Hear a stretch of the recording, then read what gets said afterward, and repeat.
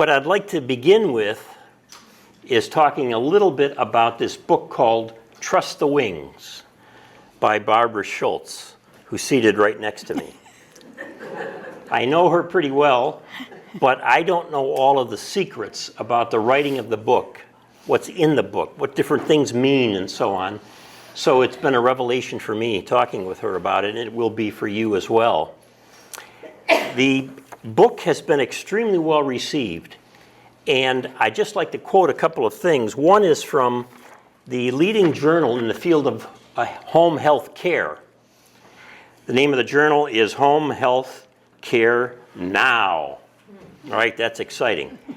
And Barbara sent the editor a copy of the book, and when she got it, she started to read it, and she said, I am going to review this book.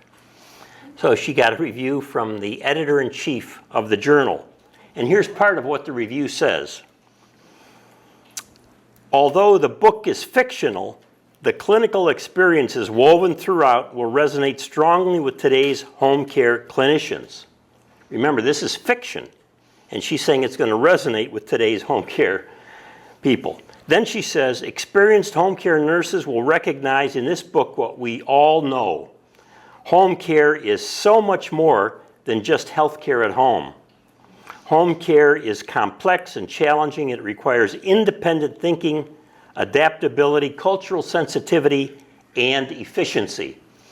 And then she says this, I highly recommend this book. Once I started reading it, I could not put it down, and read it over the weekend.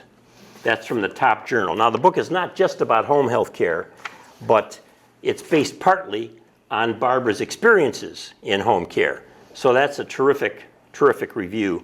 And then one that appeared recently in the Informed Journal, and the author of this one, Keith Manis, who many years ago was a student of mine, boy, this makes me feel old. He says, you may know one or two people who have climbed steadily and smoothly like eagles on gentle updrafts, way up high to the preferred altitudes of their dream lives, and have been able to circle quite nicely up there. Barbara Schultze has written a novel for the rest of us. So that gives you some insight into this. Barbara, one of the most frequently asked questions for authors is, of course, as you know, about their books, is where the idea came from. So, and fiction writers especially hear this, though your book is not straight fiction. We'll talk about that. So let's start with that question. Do you recall when and where you first thought about this book? This book came in my later years, but I originally became enthralled with books when I was introduced to Dick and Jane in kindergarten. Dick and Jane. And I became an avid reader. Avid readers, in turn, often become writers. So in my younger years, I wrote poetry and I wrote short story, but I always had this dream of being a novelist like my heroes. So in my older years, this novel came about in fits and starts. It grew through my work as I gained experience, and I hope as I gained some wisdom. Okay. The writers also say that you, and this is wisdom, by the way, gang, if you're going to get into writing, you always write about things that you know. Tell us about that. Well, I know my own life, and much of that life was spent as a home care nurse and then later as a chaplain, visiting people in their homes. So I knew about death, I knew about grief, I knew about family dynamics, I knew about birds, and I knew about plants, and that's where those ideas came about. But still, wouldn't it have been easier just to write a memoir rather than what you have done? Probably, but it wouldn't have been as much fun. So, in writing about your life, memoir is the most obvious thing to write. But there are other ways to write about your life that are not memoir. Autobiography is similar, that's one way. But there's also self-help books based on something that you have learned, or something about a traumatic experience you've had, like the death of a child. So what I chose to write is called semi-autobiographic novel. Okay, semi-autobiographical novel. You have to explain that to us. I was not familiar with the genre. Semi-autobiographical means that it's based in part, large part, or maybe not as large part, on your own life, but not completely, and it can be fictionalized. So it's not completely a biography or a memoir.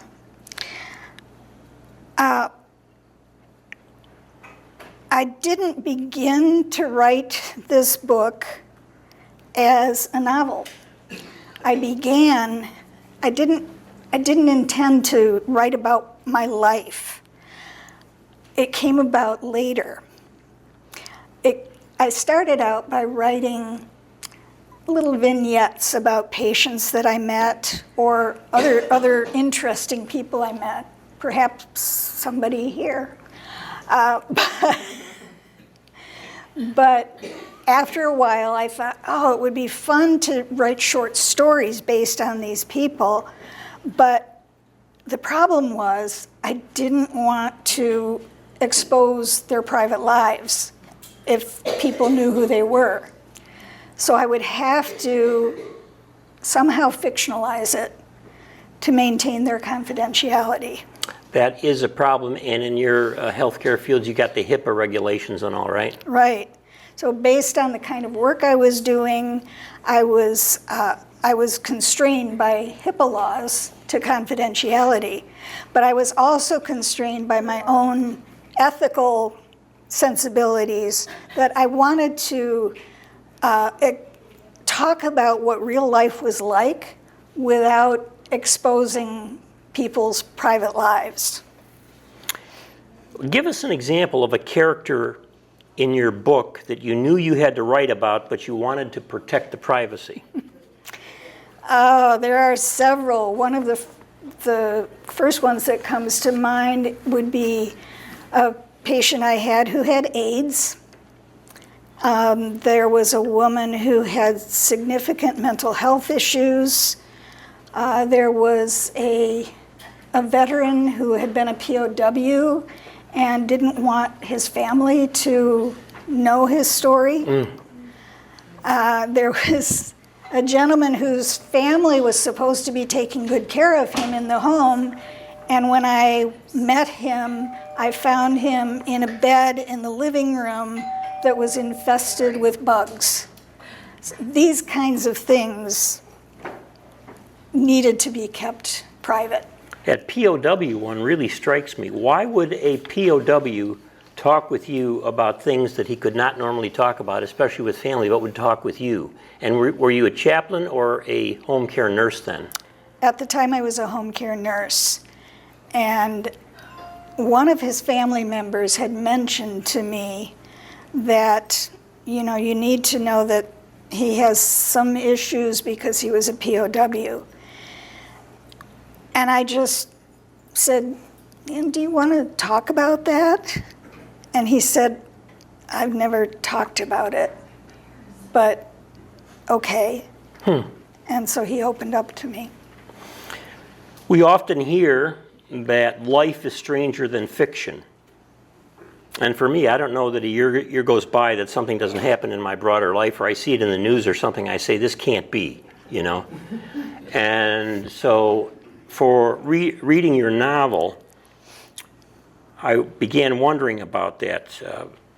You told me that in a writing group you were part of, where you meet with other writers and you review each other's manuscripts and all, that you were challenged by other people in that group about whether or not the stories and characters in your novel could actually have ever taken place.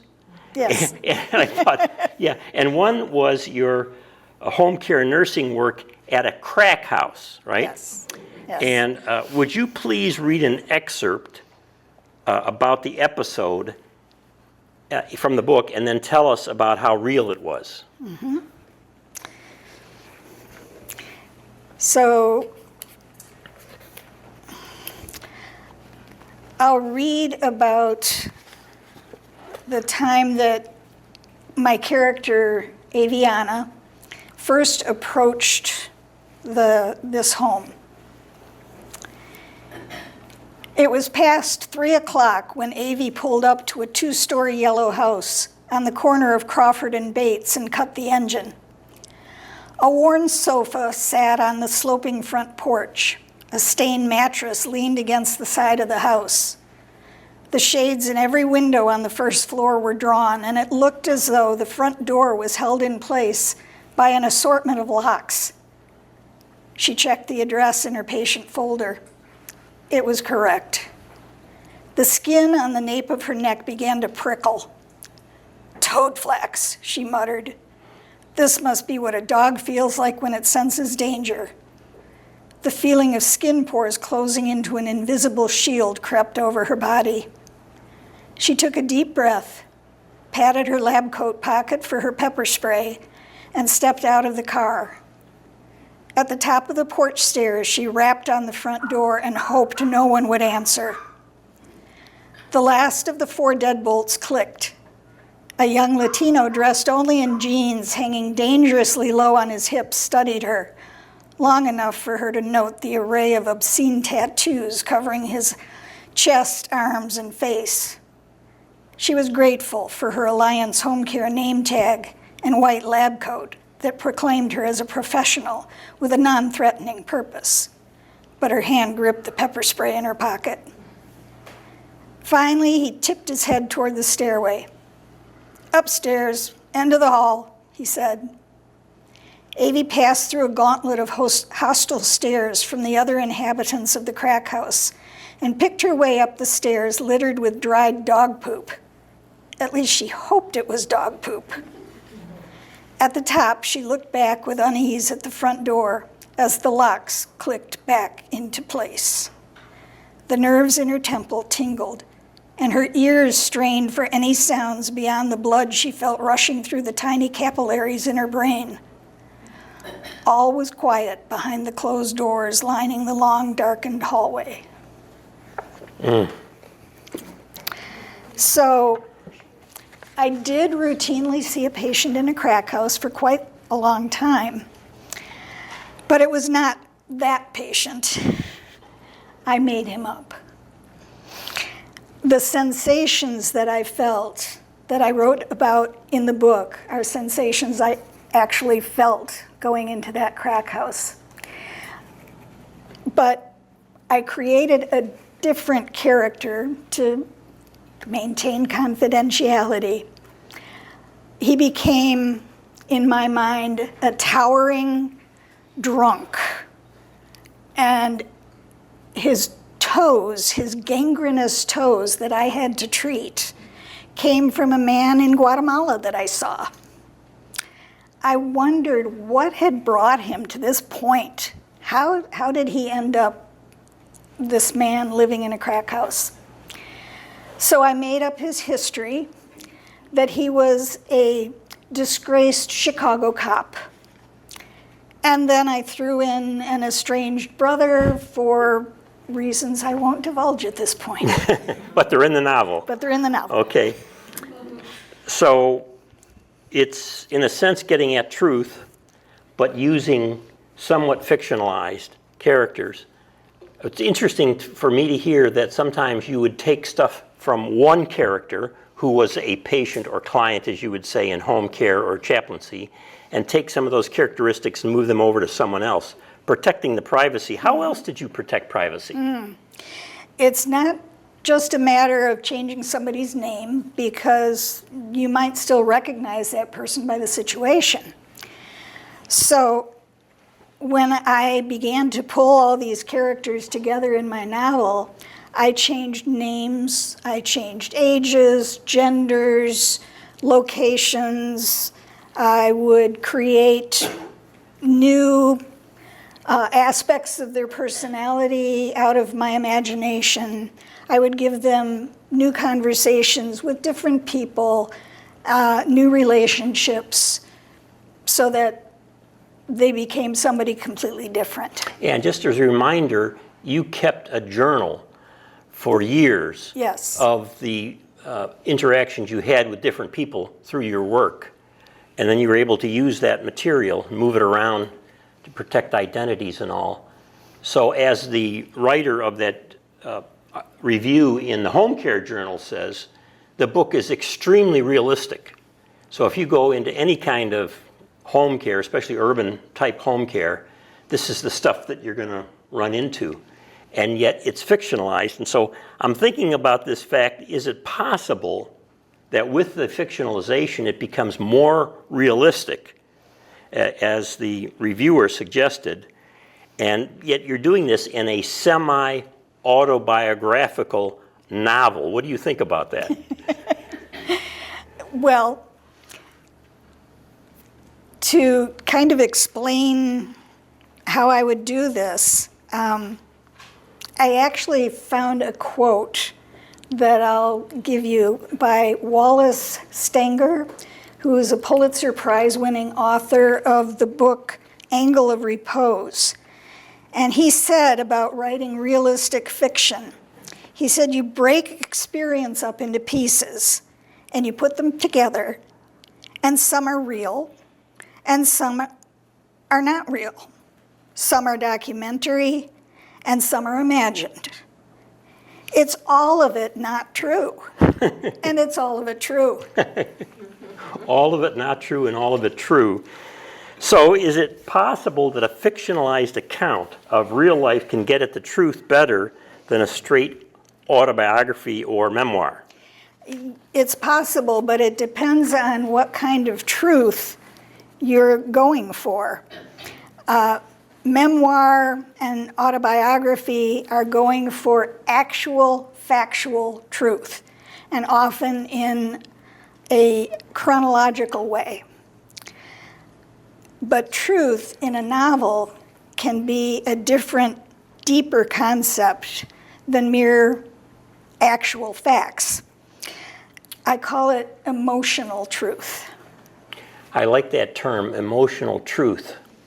It reminds me of a professor of counseling that said feelings are facts. Feelings are facts of a different kind to consider. Let me ask you to read a section I really like where Aviana, the main character, she's accidentally meeting a counselor. She goes into a church. Well, you can set it up. She goes into a church, and explain to us how that captures emotional truth. Okay. Aviana is in the middle of a situation that she does not know what she can do about. So she sees a church and decides she'll go inside the church and just sit in the darkness and think. Avi tiptoed to an aisle on the left of the central glass, slipped inside, and slid into the back pew.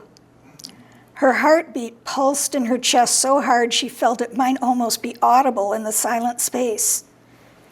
She sat in shadow, beyond the range of the opalescent light slanting into the right side of the church through a near stained glass window. Jesus, standing with men in a fishing boat, holding out his hands across a stormy sky. She recalled the story and some of the other miracles depicted in the windows on both sides, but it had been years since she had thought about them. When her mother succumbed to the cancer, Avie buried in a bottom drawer the children's picture Bible that her mother had given her, along with any childish faith in miracles. "Hey, Jesus, I could use a miracle right now," she said, challenging the luminous figure. The church remained silent.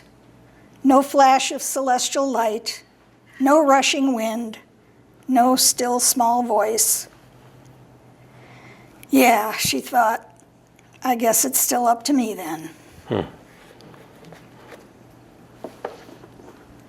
So here, the setting, a darkened sanctuary bathed in the light of stained glass windows with Jesus looking down on her.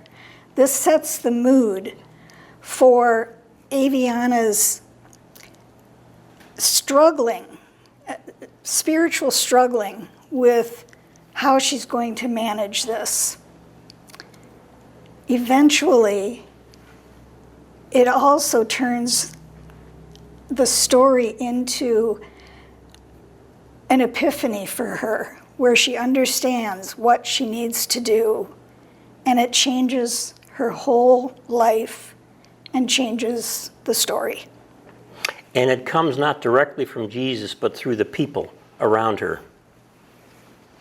Is that fair, or you want to? Partly from Jesus and partly the woman. I didn't read that part, but a woman enters the sanctuary and starts talking with her. Let's change the course a bit and talk about your advice for those who might want to write something like this that's semi-autobiographical fiction. Okay. Whole courses and whole books are written on the subject of the craft of writing. Hey, whole majors in college. And whole majors in college.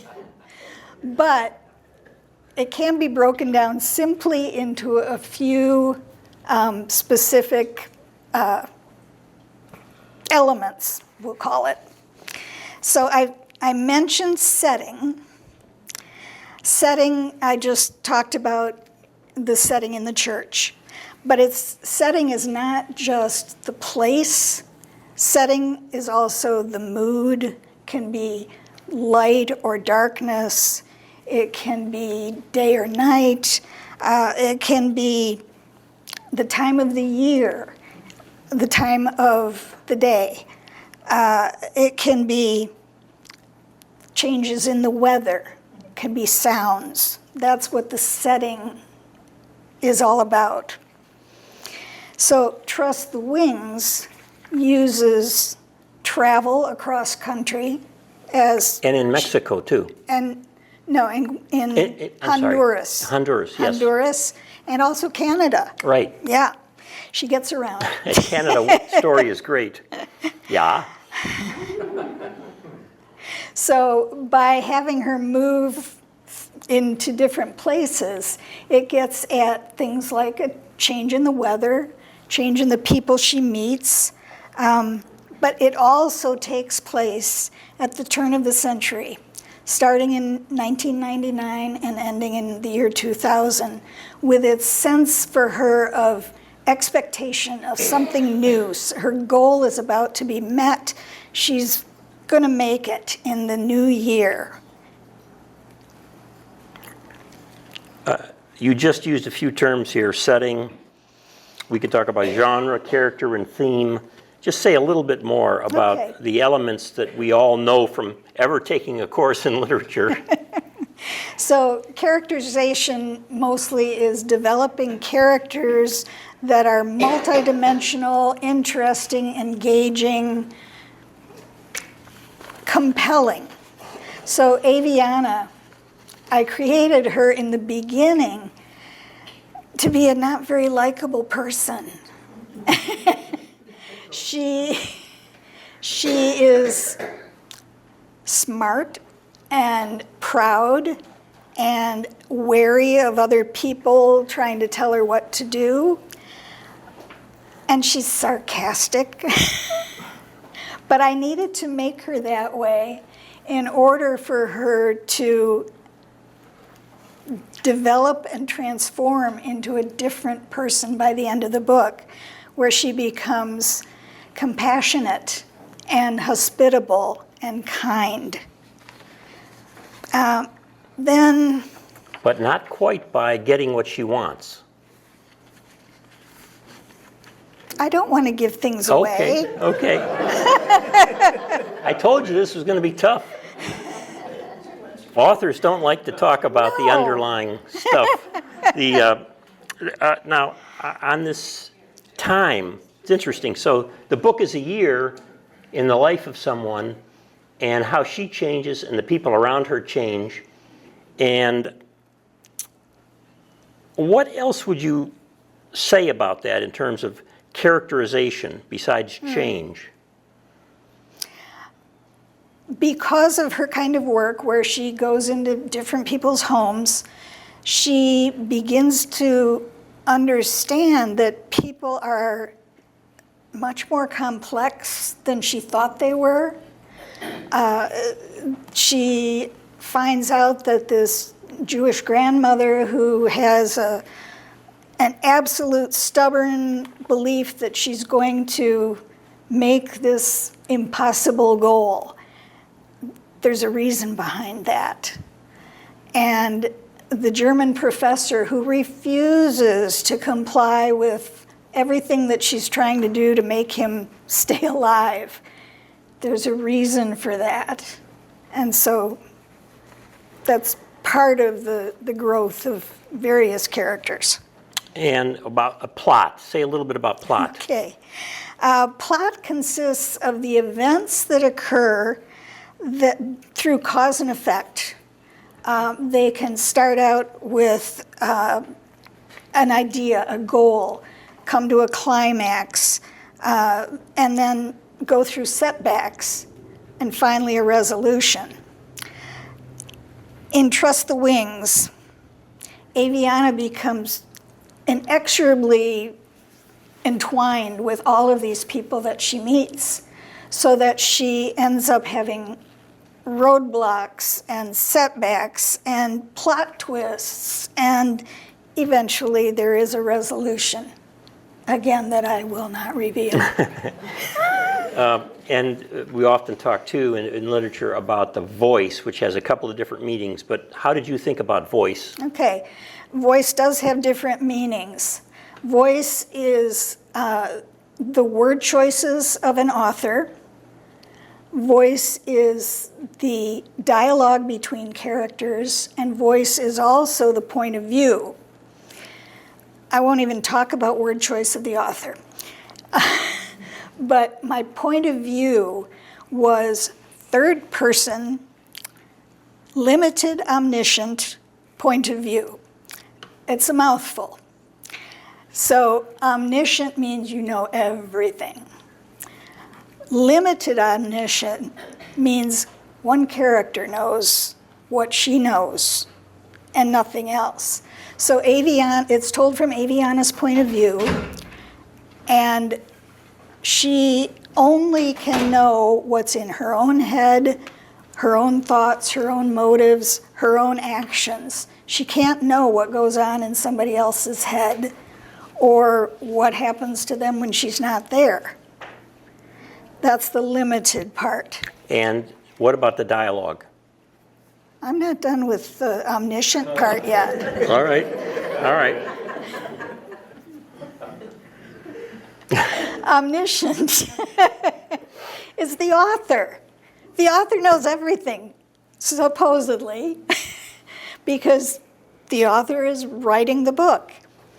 So the author can tend to fall into the trap of what's called head hopping, where you go from one person's point of view to another person's point of view. That's a legitimate thing to do if it's a fully omniscient point of view. But in my case, it was limited omniscient, told from Avi's viewpoint. I'm sorry, I should have quit when I was ahead. No. Well, I like the way you use dialogue. So I'd like you dialogue. to say a little bit about that. Dialogue reveals so much about the characters. Yes, yes. Dialogue is meant to show the uniqueness of each character, the relationship between characters, and so on. Dialogue can reveal information that the protagonist, the main character, doesn't know because she can't head hop, but somebody else can tell her. So dialogue is important in that way, and it tells the reader what's going on as well. It moves the story along, and it can also be a great source of humor. Here, I'm thinking about having you read a section that reveals how dialogue reveals character. And the one I like in the book the most, well, one of the most in this is, what would you... I know what you're going to say. You do? Which one? I think when Aviana has been in New York trying to get a new job, and she comes back to Michigan where her father lives and finds that he is sick. Is Yes. that the one? Yeah, that's the one. It's a great, great part, and it reveals her character, her changing view, becoming more compassionate, so on. I don't want to give too much of it away, but I do want to say that coming back to her home, it's a Michigan home. It's kind of Yes. Grand Rapids. Little smaller than Grand Sort Rapids. of. Sort of, yeah. Maybe it's Cascade. Okay. Right. Go ahead and read that for us. The name of the town is actually Burnt Bridge, which Burnt is Bridge. not a real town. Yeah. But she's burned a lot of bridges. Yes. Okay, so All what... right. So I will read this section if you will be the grumpy old man. The grumpy old man, the father? Mm-hmm. What page you on? 187. Okie dokie, one. I think I got it. Go ahead. You ready? The bedclothes resembled her recent view of the Catskills, low mounds of gentle foothills, and she approached cautiously, calling out, "Dad, Dad, you in there somewhere?" She was rewarded with a grunt, followed by hacking coughs emanating from under the blankets and a shifting of the mounds. The face scowling up at her was flushed and moist, the hair a greasy mat, and the odor of sweat and urine overpowering. "Oh, Spurge," she murmured. "You're sick," she said aloud. Says who? She reached across the bed to remove some of the bedclothes. His hand whipped out from under the blankets, landing across her face. Reeling, she nearly tripped over the dog at her feet. The slap brought her back to her 17-year-old self when she had last felt that burning flesh and vowed to plan her escape.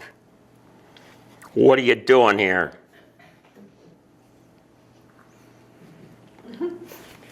Can't you just mind your own business and leave an old man alone, he growled.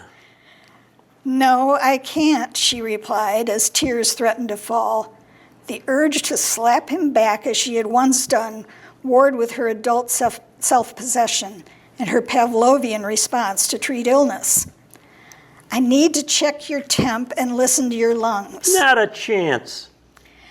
"You can't just lie here. Let's get you sitting up so I can check you out and change the bedding and your clothes." Get out of my way. I have to pee. "Great. First things first. I'll go get the thermometer and start a bath so you can soak in the tub for a bit to clear your lungs," I have to pee. he shouted and convulsed with another fit of coughing. When the coughing settled into a wheezing sputter of shallow breaths, he glared at her. The scent of concentrated urine rose. He was soaked. "Okay, let's get you to the bathroom." I don't want you ogling me. "Don't worry, I've seen it all, but I promise not to look." I don't need your help anyway. I can pee myself. "Yes," she agreed silently, "you've clearly peed yourself." "All right, I'll just stand by in case you do need me." I won't. "Okay." He hoisted himself out of bed and waved her away. She stepped back, letting him walk alone, but with her body on alert to catch him should he begin to fall. He stumbled into the bathroom and slammed the door in her face. Okay. Avie went into efficiency nursing mode. She stripped the bed down to the mattress, flew to the top of the stairs, tossed the whole bundle to the bottom, and returned to the bathroom door. You okay in there? Go away. So she did. Wow. You get a sense of the father there. You get a sense of Avie as she's back home, and you can tell in the dialogue there, too, that she did not have a good relationship with her father previously. Right. And now she's a caretaker. Difficult situation to be in. So, speaking of voice, one of the things I most love about your book, Barbara, is Avie's choice of swear words. Yeah, you heard me, swear words. Now, you can't read many modern novels these days without getting a lot of real swear words. And I grew up on the north side of Chicago, working class, and it's kind of poetry. And so those people who grew up in my neighborhood, their poetry of profanity and obscenity are still sitting over Lake Michigan. But she never uses any of that. Instead, she blurts out all of these substitutes for swear words. What the heck were you thinking about? Well, that was one of the quirks I gave Avie. In part to show that she looked down on people who so casually used vulgarity in common speech. In her mind, they had no imagination when it came to expressing anger or frustration. So I came up with it. I started using native plants in my gardening about 15 years ago, and I just loved some of their names. And as I got more and more into using the native plants, I also had to research the non-natives and the invasive plants, and their names were even better. So I used their names like bull thistle and spurge and motherwort. And because Avie spent some time in Colorado, I could also use stem sucker. And it seemed very appropriate for her to use these words, the invasive species, because in her own home as a child, she had felt like an invasive species. Ooh. Thanks for sharing that. In college literature courses or in book clubs, I suppose, we often try to discern what the themes are, what the author was trying to say, the meaning of it, and so on. If you were willing, and you may say no on this, would you offer a theme or two in your own book as you kind of planted them there? Or you discovered them there? I'll leave it there. Well, once again, I would say it's wise for people to choose their theme in advance. I didn't do that. Because I started my writing by just jotting down these little vignettes of people I met and so on. I'd never really thought about a theme. But as I decided that I wanted to turn it all into a big story that would have more meaning, Avie showed up. She showed up. She showed up. She showed up in my imagination, and she took control of the whole thing. So I had to kind of just go with where she was taking the story. But I've been surprised when people have read the book that they come back to me and talk about how a certain theme was meaningful to them. Things like the resilience of women who've been pressed down, or finding family, or transformation, or what is success? These themes are all in the book, but they were not what I felt was the major theme. In the introduction, Quinn talked about what he thought perhaps the major theme was. And I feel like I found another quote. Hey, before you read that quote, so did you have a major theme that developed when this character Avi entered? Did you say, now I know what this is about? Not at first, because Avi was just doing her own thing. Okay, so you're following her along. She's kind of writing the story for you in a way. And then did you come to sense? Yes. Okay, now, okay. Revelation here, gang. Okay. So I discovered this quote by Henry Nouwen. He said, "Downward mobility is the way of Christ, and we are constantly tempted away from it by the lures of success, of power, of being needed and important." As a follower of Christ, it struck me as the theme that was within me but came out in this story. Through Avi. Through Avi. Amazing. And I'm interested in the title, too, Trust the Wings. Well, trust the wings came to me as a phrase in a dream. When I was writing part 1 of the book, it's in 2 parts, I didn't know what I should think about it. It just trust the wings was in my head. And I thought, that could be the title of the book. I had played with other titles before that, but when I heard that phrase, I went, that's it. That's it. So I had already, because I'm a bird lover, I had already dropped little nuggets, or storytellers will call them Easter eggs, throughout the book that had avian implications. Look for them.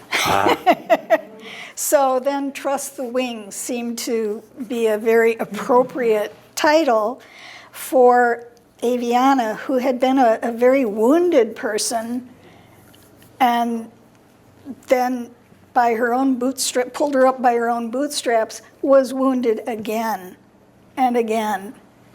But That is, thank you for sharing that.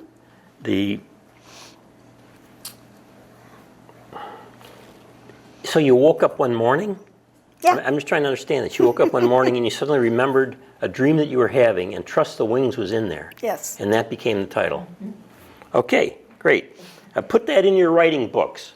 All of your college professors out there who are writing books on how to write novels came from a dream. So if someone's interested in writing the kind of thing that you did, where you were writing down these things about your life and journaling and everything else, and then you were thinking about writing fiction on the other side, but then you made it semi-autobiographical fiction, what would you say to anyone who was thinking about writing that way? They're nuts. No. Okay. No, but decide that early on, that that's what you're going to do. Some people feel like they don't have anything exciting to talk about, and real life can be very mundane at times. But think about the what ifs in your life. Something, well, what if I did this with it? So in the book, Aviana is traveling from Denver to, well, she thinks she's going to New York, but she ends up in Michigan. She's traveling across the dull, barren land of Nebraska. Sorry, all you from Nebraska. She's traveling across Nebraska, falling asleep, and all of a sudden, what if a huge flock of sandhill cranes flew overhead? Squawking. Squawking. Or what if when you're going to visit someone in a dilapidated apartment house, you get into the elevator, it starts to go up, and then suddenly it shimmers to a stop. What if?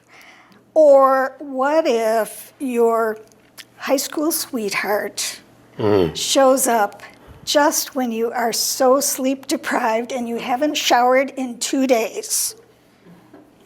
All of those things happen. Yeah, examining our lives is interesting. So, just to make this clear, are AV's experiences your experiences? Yes and no. So, like AV, I was a home care nurse. I was a home care nurse for 25 years. And then I was a chaplain and was invited into people's homes.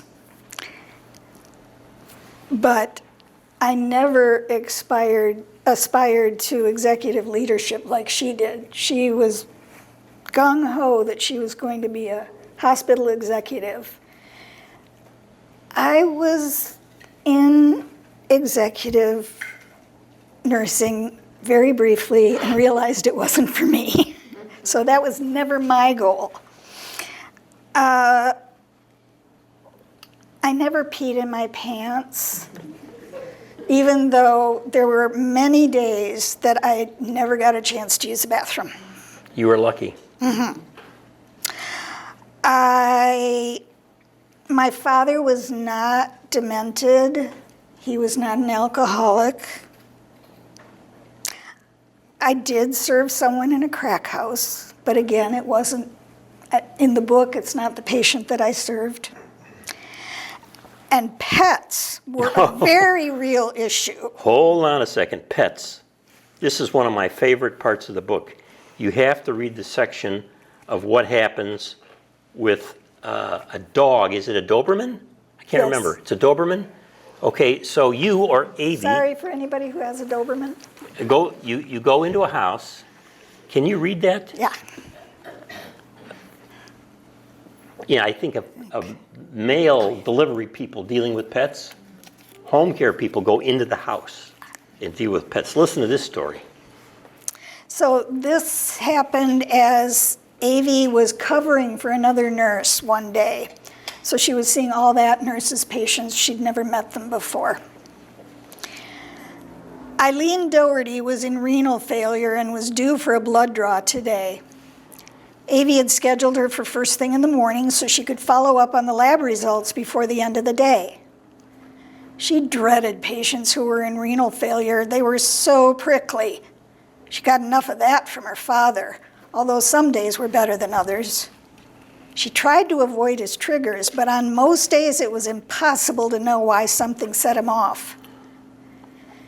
She hadn't counted on Rolf. Mrs. Doherty's Doberman, who flew at the screen door when she arrived. "Could you put the dog in another room, please, before I come in?" "Rolf, come," the woman called from somewhere inside. "He's perfectly harmless," she yelled. "What are you waiting for?" AV entered to find her overstuffed patient settled deep in an equally overstuffed chair in front of the television, the dog's nose resting on her feet under a TV tray. She was sure she heard his throat rumble. As she set up her equipment for the blood draw, he rose up and hovered around her suspiciously. Then, just as she was inserting the needle into the woman's left antecubital vein, Rolf seized the opportunity to poke his muzzle into her crotch. The vein blew as she jerked back. She loosened the tourniquet and staunched the bleeding with a gauze pledget, using perhaps more pressure than was actually necessary, while Mrs. Doherty lashed out at her incompetence. "Now may I please put him in another room," AV begged. "Don't you use Rolf as an excuse for jabbing halfway through my arm," the woman screeched. "He's here to protect me from stupid people like you who don't know how to do their job. He'll stay right here." She sighed and prepared the right antecubital site, aware of Rolf's vigilant stance at Mrs. Doherty's side, his mouth just inches from her hands.